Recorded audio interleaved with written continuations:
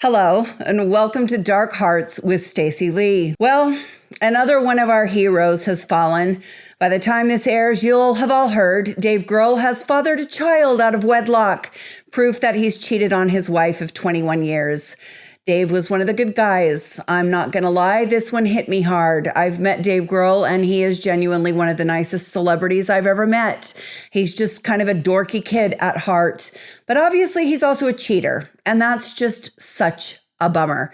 But Dave Grohl is far down on the list of problematic celebrities, and it's time we talk about one of the worst. The allegations against Marilyn Manson have been out there for years, but a new documentary combined with new victims coming forward are making it seem like prison awaits this rock star. And if just one of these allegations are true, prison is where he needs to be. This story involves shocking allegations of deviant behavior, abuse, human trafficking, and a raid on a superstar mansion. Today we are talking about Marilyn Manson Unmasked.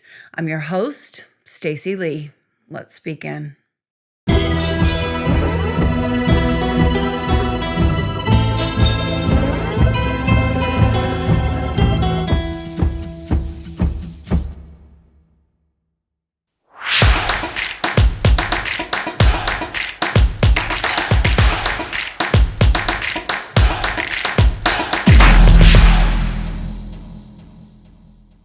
Brian Hugh Warner is born in Canton, Ohio, to Barbara and Hugh Warner.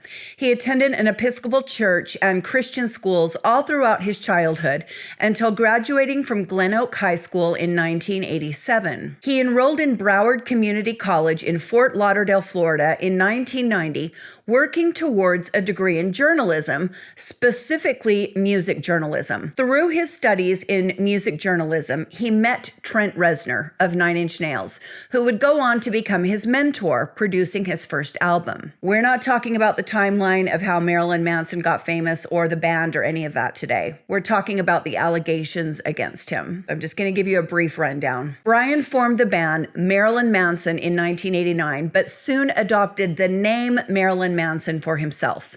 The group very quickly developed a loyal fan base within the South Florida punk and hardcore music scene, becoming popular for their intentionally shocking concerts. The band members often performed in women's clothing and lingerie and bizarre costumes. Their shows featured pyrotechnics and naked women nailed to crucifixes, along with children in cages, which...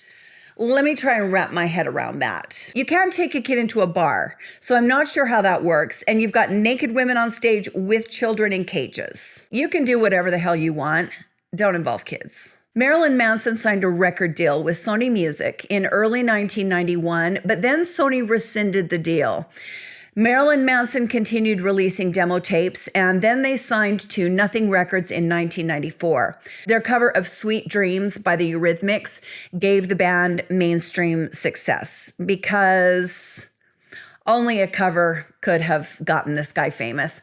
I'm going to bring out so many haters with this, and I don't even care. I got no issues with Marilyn Manson's art, the darkness of it, the weirdness of it. I couldn't care less. It's all a facade. I just don't think he's that talented. I think he's a zeitgeist. I think he is good at knowing what the public wants. I think he was in the right place at the right time. Brian Warner, now Marilyn Manson, has always been a fascinating study in pop culture. People who are in the music industry quickly see exactly what he's doing and have from the very beginning. They see through the facade. They see what he's trying to do because I'm just going to tell it like it is. He's not that talented. He's not a great songwriter. He can't sing, and he's definitely not got the look. Brian Warner is smart enough to know all of these things. Knowing he can't sing, isn't good looking, and isn't a great writer, he did the one thing he knew would get him attention: become the craziest motherfucker in the room. Now, I will say he has a decent pop sensibility. Like I said, a zeitgeist. He has a decent sense of knowing what will sell to his target audience. You know, those drum beats, everybody likes that. You know, those big military drum beats along with, driving guitar chords. Everybody likes that. If I was wrong about him being a great artist, then you would be able to name 20 Marilyn Manson songs off the top of your head, not 3.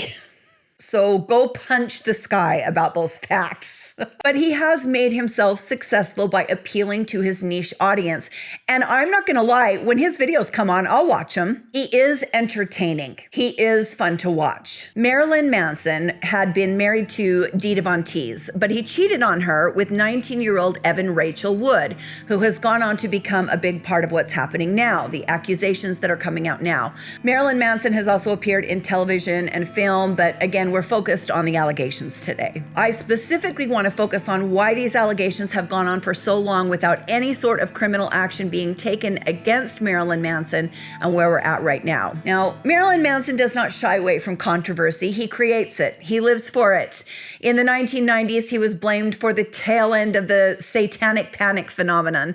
The Columbine shooters were fans of his, so people blamed him for the shooting, which is asinine. But what we didn't know is that quietly, Marilyn Manson was allegedly paying women off all through the years that he was famous to allegedly stop pursuing him civilly or criminally for things he had done in and out of relationships to them. The first person to accuse Marilyn Manson of assault was a man. In December of 2001, Manson was charged with assaulting a security guard named Joshua Kiesler after he spit on the man's head and rubbed his genital area on the man's face. His genital area that was only covered with a G-string. This happened at the DTE Energy Music Theater in Clarkston, Michigan. Now, this is a guy who was at work as a security guard. And if you think it's funny or you think it's stupid or whatever, I think you're wrong. People can go to work without being assaulted. It doesn't matter if it's in a strip club or at a Marilyn Manson concert. Nobody deserves to be spit on, period. The charge was a fourth-degree felony, and Manson pled no contest to disorderly conduct and was penalized with a $4,000 fine. He and the security guard eventually reached a private settlement out of court, so he paid the guy. In April of 2002, actress Jennifer Syme died in a car crash. She drove her Jeep into a row of parked cars and she was partially ejected from the vehicle, dying instantly.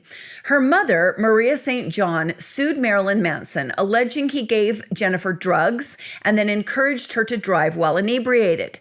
Manson said Maria was only seeking money and attention and that he made sure Jennifer had a safe ride home after he and a group of people, including Jennifer, finished watching a movie together. I couldn't find a single article dated after 2003 about this lawsuit. So that means either it got thrown out or he paid Maria to make it go away, but I can't be sure of which. In 2009, Marilyn Manson reportedly threatened music journalists in a now deleted blog post. He said, "I am far different than the soon-to-be murdered in their home press has decided to fabricate. If one more journalist makes a cavalier statement about me and my band, I will personally, or with the help of my fans, greet them at their home and discover just how much they believe in their freedom of speech." Sounds like someone has a tiny penis. Spoiled little prick behavior. His overall reputation is one of treating people terribly, of thinking he is entitled to do awful things, and of threatening those who try and come forward. Sadly, these allegations would be only the beginning of things to come.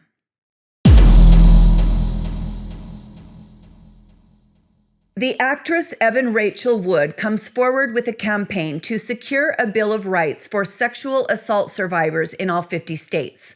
Without naming any names, Wood said, "My experience with domestic violence was this: toxic mental, physical, and sexual abuse, which started slow but escalated over time, including threats against my life, severe gaslighting, and brainwashing, waking up to the man that claimed to love me, what he believed to be my unconscious body." Now, many people speculated at the time that Marilyn Manson was the abuser at the heart of Evan Rachel Wood's crusade, that he was her motivation for getting so involved in this cause. But at that time, she refused to name her abuser. That would change later on. In August of 2018, at the height of the Me Too movement, a woman came forward and filed a police report stating Marilyn Manson sexually abused her starting in 2011. The district attorney declined to file a criminal case against Marilyn Manson because the statute of limitations had expired. This victim claimed she was held captive by Manson for 48 hours in 2011. Manson denied the claims and the victim was soon forgotten. This is so typical in sexual abuse and rape cases. As someone who just recently told my own story for the first time in my life 15 years later, I can say there are many reasons why victims don't come forward after something traumatic happens to them. The reasons are so varied and so different and so personal, none of us have the right to judge. And that's why the statute of limitations on sexual assault and rape needs to be stricken from the books. It sometimes takes years for a victim to come forward, male or female, and they shouldn't be penalized for the time that it takes to get up the courage and the strength to go public, especially against someone so famous. Evan Rachel Wood, to her credit, continued with her crusade.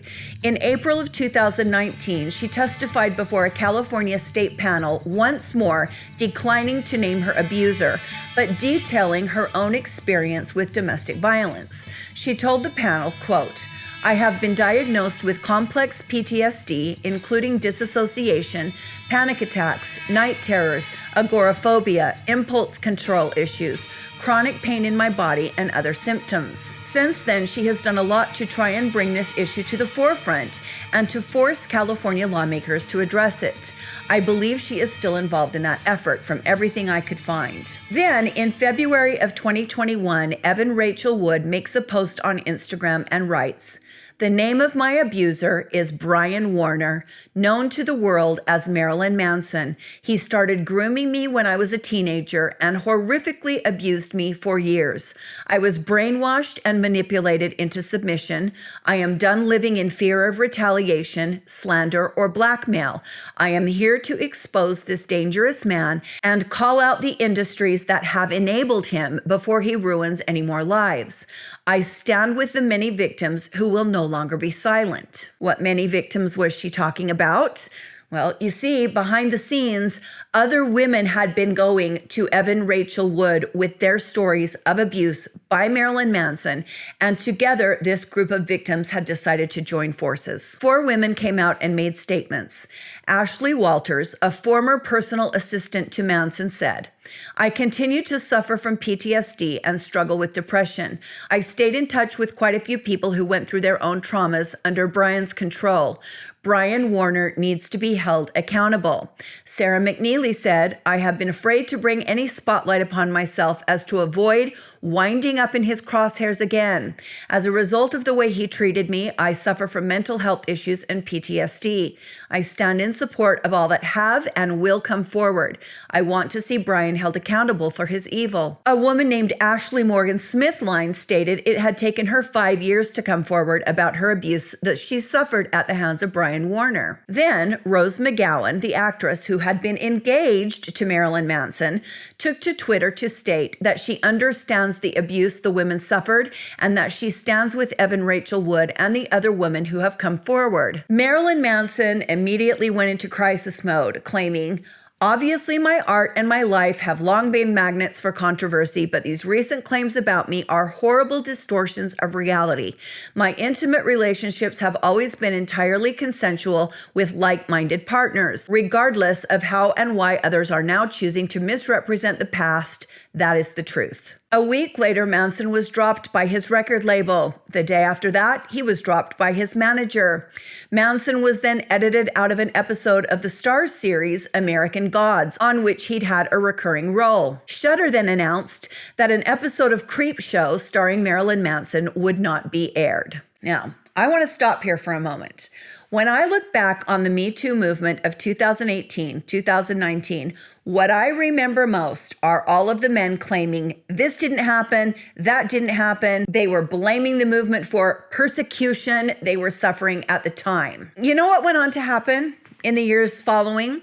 Any allegations that were made against innocent men or men who were perhaps having their behavior exaggerated or overblown, those allegations quickly faded away. The men who had allegations made against them that were true and that were serious ended up being exposed. Forbes did a study after the Me Too movement. You want to know how many sexual assault allegations end up being false? 2%. 2%, according to this years-long study. I went on Reddit and found some men claiming they were falsely accused during the Me Too movement. Funny thing about that is all of the posts are anonymous. Every person claiming to be falsely accused was anonymous. Now look, I get that these men might not want to come forward, just like the victims, the women do not want to come forward. I understand that. And I am not saying there are no victims of false allegations. I would never say that because I don't believe that to be true. I know there are victims of false allegations. I am saying that what I saw during the Me Too movement only validated and confirmed what I believe and continue to believe about abusers, male or female or other. Narcissistic abusers are very good at manipulating people around them and making everyone believe exactly what they want them to believe. Take Amber Heard, for example. She is the prime example. I'm not just talking about women accusing men. I'm talking about men accusing women. In the same month that Marilyn Manson was dropped from his record label, his manager, and the TV shows, a singer named Phoebe Bridges posted on Twitter saying, "I went to Marilyn Manson's house when I was a teenager with some friends. I was a big fan of his. He took us to a room in his house he referred to as the rape room." This woman claims that Marilyn Manson openly spoke about how he rapes women, how he abuses women. She also says that the label knew, management knew, the band knew. Distancing themselves now, pretending to be shocked and horrified is effing pathetic. Those are her words. So she's basically saying that all these people that were dropping Manson, they knew the whole time. They were fully aware that he had a rape room in his house. Evan Rachel Wood then posted on Instagram saying that she had had to file a police report the previous year after becoming aware of a threat about the release of underage photos of herself. She says she was threatened by the woman who was then Brian's wife. Her name is Lindsay Usich. I think she's still married to Marilyn Manson. As far as I know, Lindsay apparently threatened Evan Rachel Wood, telling her that if she didn't shut up, she was going to ruin her career. There's a special place in hell for women that go against other women over protecting a bad man. Evan Rachel Wood claims that when she was a child, large amounts of drugs and alcohol were given to her at a Halloween show in Las Vegas, and then pictures were taken of her, sexually explicit pictures were taken of her. Wood even included a copy of the police report on this Instagram post. She said Manson had called her derogatory Jewish names during their relationship, and that she would wake up to see swastikas drawn on her bedside table when he was mad at her. Oh, he's also a big fan of the N-word, which I'm sure comes as no surprise to anyone. He's a piece of shit. He's a piece of shit. As a human being, he's garbage. There are lots of artists out there who look really scary on the outside and do really disturbing work, and they're not pieces of shit. You don't have to be a horrible person to be in the hardcore punk scene, in the industrial scene. In fact, I have found, for the most part, it to be the opposite. Brian Warner is just a piece of shit. Evan Rachel Wood went on to say that when these things would happen when she was with Manson, everyone around him was expected to laugh and join in. And if you didn't, or God forbid you called him out, you were singled out and abused more. She went on to say, "I have never been more scared in my life." So it's just really almost embarrassing. He's this dorky kid. He grew up in high school with, one other friend, super unattractive, really goofy. And then he gets this group around him and it's like, you guys better laugh at my jokes and you guys better agree with me when I do this and you guys better be shocked when I want you to be shocked. It's just pathetic. It's pathetic. Wood even detailed a story about how Manson told a reporter that a song he'd written about her included lyrics about wanting to smash her head in with a hammer. That's just lovely. The song like Earl Had to Die and things like that, the Guns N' Roses song, it's kind of a general topic, murder, kind of tongue-in-cheek, But I bet it feels really different when someone is specifically singing about wanting to smash your head in. wanting to kill you specifically. Then a singer named Ellie Roswell posted her story. Ellie is the singer of the band Wolf Alice. She states that she met Marilyn Manson backstage once. After he complimented her band, he kept going on and on about how much he loved the band. And he went on and on for so long that it got weird.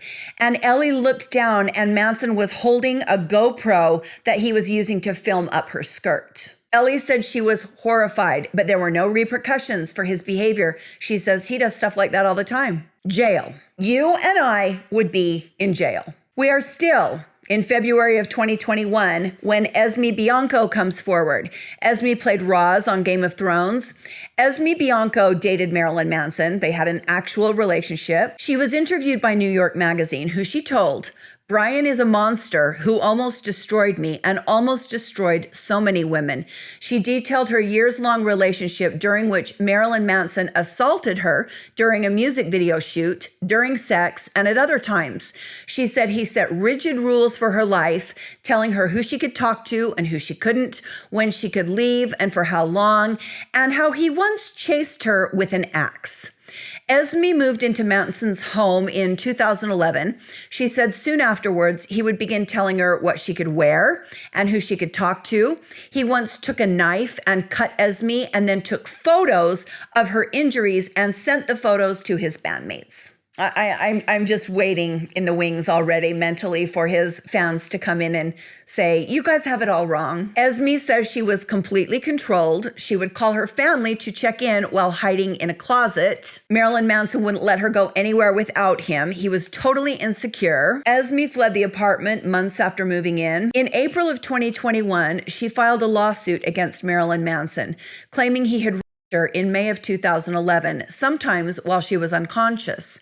In May of 2021, another former girlfriend of Manson's, who has chosen to remain nameless to everyone but the court, filed a lawsuit claiming Manson had subjected her to degrading acts of sexual exploitation, manipulation, and psychological abuse. In June of 2021, Ashley Morgan Smithline, the former personal assistant and one of the 4 women in the Vanity Fair article, she filed suit against Manson for and human trafficking.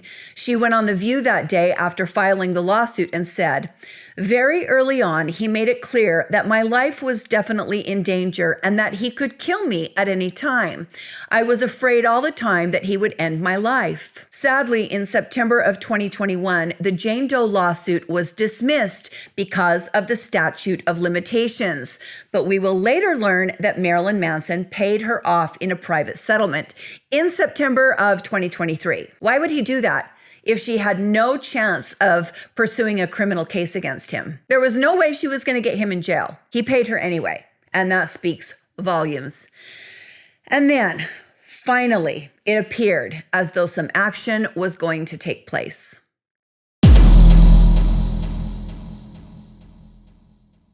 The sun has not yet risen on a chilly Monday morning. Thanksgiving is over with, and people are reluctantly rising to start the worst week ever, the week after a major holiday.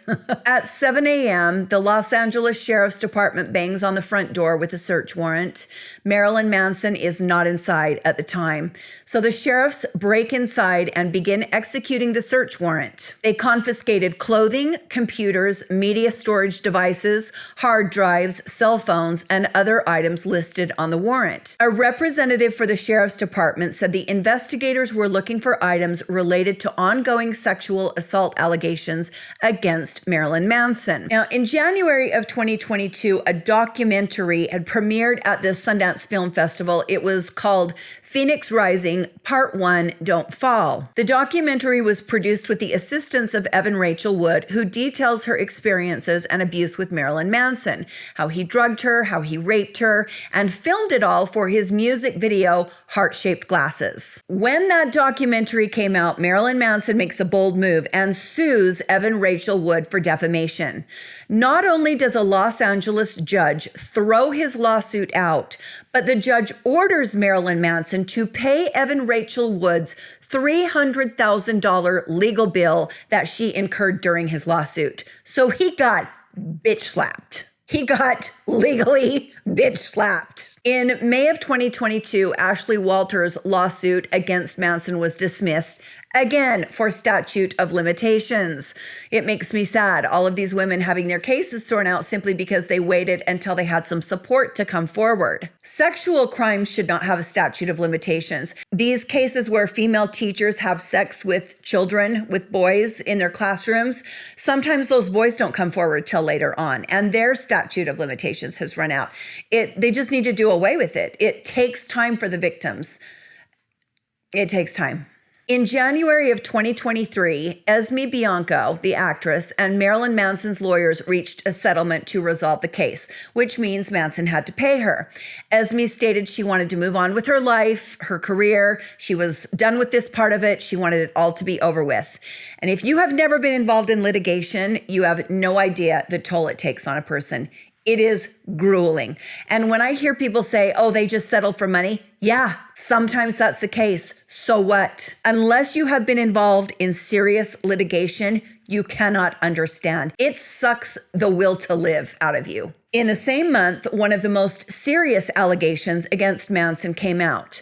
A lawsuit was filed by a young woman who remains anonymous, claiming that when she was a child, she met Manson at a show in Dallas as she waited outside his bus for an autograph. This takes place back in '95. Brian takes this child and her friend onto his tour bus and, according to the lawsuit, quote, performed various acts of criminal sexual conduct upon the plaintiff, who was a virgin at the time, including but not limited to forced copulation and vaginal penetration. Plaintiff was in pain, scared, upset, humiliated, and confused. Just remember, this was a child before you come screaming into the comments. You're welcome to disagree. Just remember, there's a child involved. The lawsuit continues. After defendant Warner was done, he laughed at the girl and said, "Get the f*** off my bus." The defendant then told the plaintiff, "If you tell anyone about this, I will kill you and your family." The courts then ruled that Ashley Walters, who had had her case thrown out because of statute of limitations, could proceed, stating the reason for the delay was due to trauma. That case is still ongoing. So you have to know she's got some pretty strong evidence in order for the court to overlook the statute of limitations. We don't know what that evidence is, but it's got to be big. And then just days ago, a new documentary was released, Marilyn Manson Unmasked.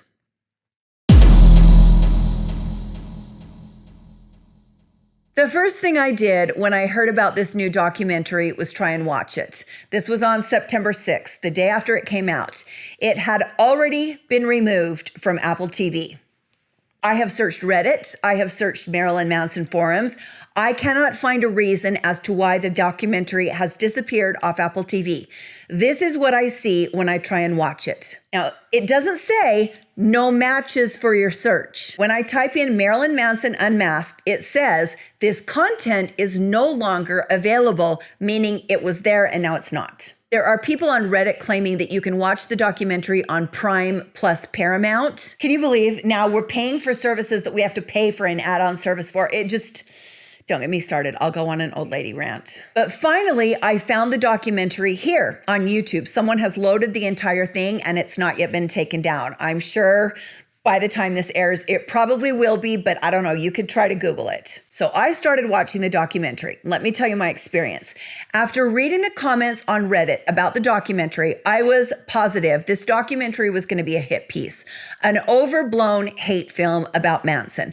Fans of his on Reddit were saying all the women were obviously lying, that they should have known what they were getting into with Manson, and that most of all, these are the ever-present critics of shock rock, just trying to take down an amazing artist. That's really what I was expecting. And even though I don't really love Marilyn Manson, I do like a few of his songs. I am unbiased enough to go into something saying, this was a hit piece. That is not what the documentary is. And anyone who says that is lying and coming from a place of extreme bias. The documentary is very raw, but they interview a ton of people saying This is the Antichrist superstar. Who in the hell do these women think they're dating? There were tons of interviews of Marilyn Manson's childhood friends saying what a nice guy he is. It was not a hit piece. People claiming this was a hit piece totally missed the mark. And they totally ignored the most damning pieces of evidence against Marilyn Manson, the words that came out of his own mouth. This documentary does not make Marilyn Manson look like a good person because Marilyn Manson is not a good person. He's a shitty human being. The documentary includes very long interview portions with one of Marilyn Manson's closest friends. You know, this guy talks him up, says what a great guy he is, but that doesn't overcome this old video of Manson talking about choking women into unconsciousness during sex. There is video and audio of him saying that he's protected by MS-13, but they're not as dangerous as what? As women.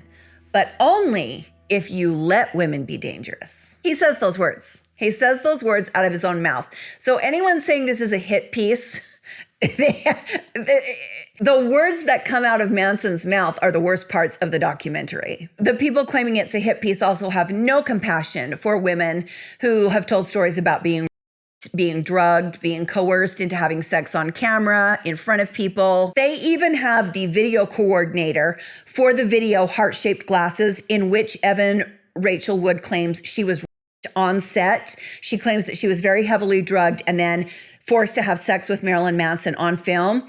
The video coordinator, there was a sheet up over Manson and Evan Rachel Wood, and he says, you know, at the time, it really did look like they were having sex. He's like, I wasn't going to go over there and lift up the sheet, but he's like, I didn't realize that she was drugged. I thought it was consensual. Wood claims she had been drugged, and she says, you know, this is a very bad look for my career. She does voices for like Disney characters and stuff. She's like, I never would have consented to that. There is the argument that the video came out. Maybe she tried to stop it. I don't know. Marilyn Manson says on video, people are worried about what my music does. They should be worried about what I do. So although I'm not really that big a fan, I tried to look at this documentary with an unbiased approach. I don't think it was a hit piece at all. It told both sides. They talk about Brian being very creative and ambitious and very smart, and especially very savvy as to what the public wants. It's very complimentary to him at some points. Do I also think that Evan Rachel Wood is an actress, and actresses especially, I think she's someone who likes attention. I think she's someone who wants to be taken seriously, but I still believe her. Do I think she's someone who enjoyed the fame she got as a pretty, painfully white, somewhat average-looking actress being with this insane, demon-like, controversial shock rocker? I do. I think she loved it. I still believe her. If she was the only one making these accusations, you might have to question it. But there are too many people. There are too many people making the same accusations. Now, I'm not going to lie. I didn't watch the whole documentary. There are 3 episodes, and I just don't find him that interesting. He's so obtuse. It's so on the nose. It's very much try hard to me. I know many people don't agree with me. That's why opinions are for things like art. But no, I did not watch the entire thing. I watched most of it. And I came away pretty convinced that what I've heard about him is true and that he is a dangerous man. So where do we go now? Marilyn Manson has not been criminally charged with any of the sexual crimes women have alleged he committed against them. Most of the women who have brought lawsuits have been paid off. I see a lot of comments online saying that he's guilty of being a cheater, of being a bad boyfriend, of being an extremist, but that doesn't make him a criminal.